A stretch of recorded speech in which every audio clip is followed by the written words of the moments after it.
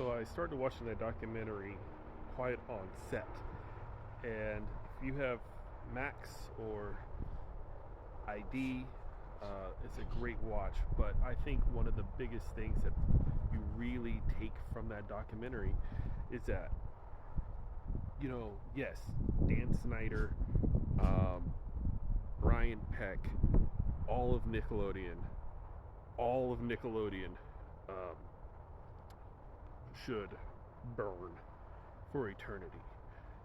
And you really, really see that if you take a real big step back, you're seeing the patterns emerge again. Um, when you're growing up, I think, and especially with the parents, because the parents, into my opinion, are probably just as at fault as the predators that were on screen. But we're sold this lie, especially like when you're a kid in that time frame, and it carries over to an adult, that if I can become rich and famous, if I can become a celebrity, if I can become on TV, then I will become successful. And I think that's kind of one of the craziest lies, because we kind of gauge success in equal to fame. We equal success to money, but we don't equal success to any other value other than, will I get money for this, or will people recognize me on the street? And as kids, and you're growing up, a lot of that values still occur, where you're like, if only I had that one big break where I was on TV for like a minute, or maybe if I got picked up by a talent scout, or if I did any of these things, um, I will become successful, regardless of whatever you do in life. And I think a lot of people are successful doing what you do, but we do these things and we fall short.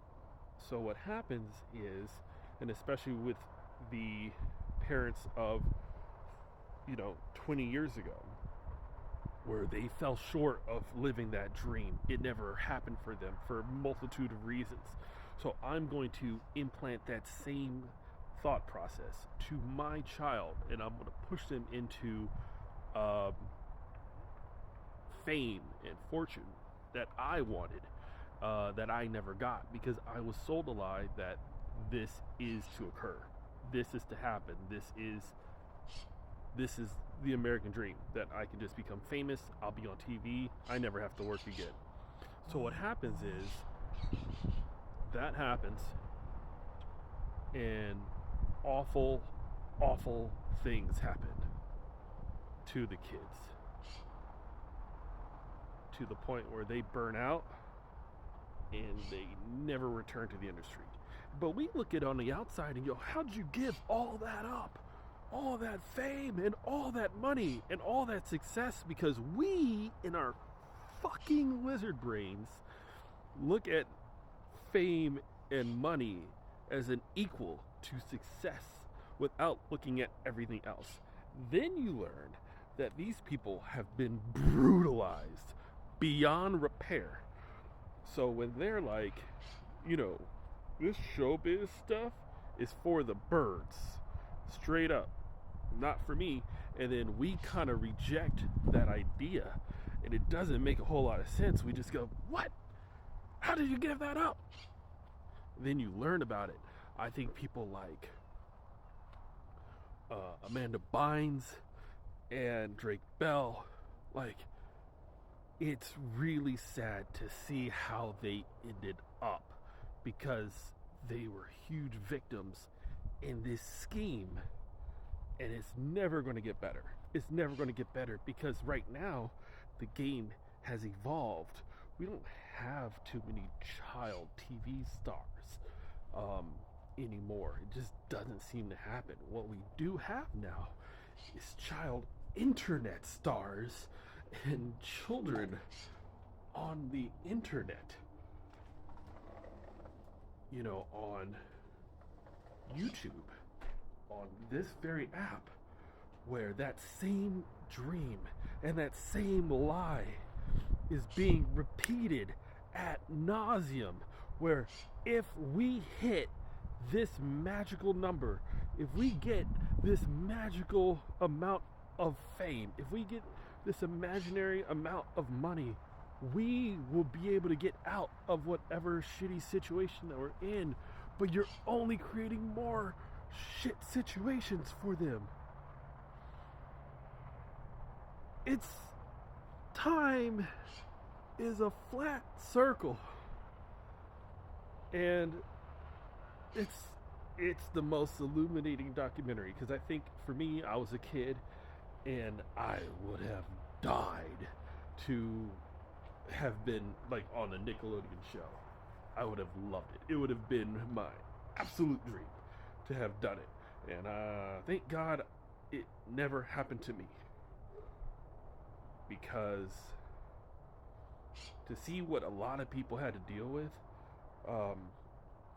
especially with a lot of the black child actors that had came from all that and from other shows.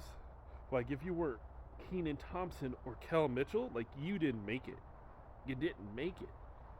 And the system was designed that way, because Dan Snyder designed it that way, that they weren't going to succeed. They were never going to succeed. But if you had other qualities about you, and you had parents that completely gave up on you, you succeeded. But it came at a cost, and it's that same cost that I'm seeing to this very day. It's disgusting, man. It's so disgusting and tragic to see it and witness it in real time. And I don't know, just watch the documentary. Tell me, guys, what you guys think. It's a fun conversation, but it's happening again. The cycle happens. It's on repeat. It's on repeat because we don't have child stars. They just now live in other means. That's why I find like this whole TikTok ban is really stupid, because what's going to happen is that a lot of them people are going to just migrate to YouTube, and the exploitation is just going to triple.